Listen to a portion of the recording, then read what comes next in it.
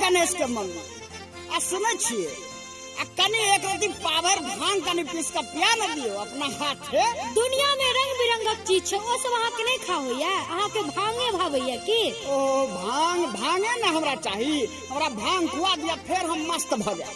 जाओ हमने पीसब, हमरा भोर साँझ भांग पीसत पीसत दुनू हाथ दुखाइया। नहीं पिसबाय, नहीं पीसब, नहीं पिसबाय, नहीं पीसब, नहीं न पिसबाय, नहीं अंतिम बार कहे छी नहीं पिसबे ना। नहीं पीसब, नहीं पीसब, नहीं पीसब।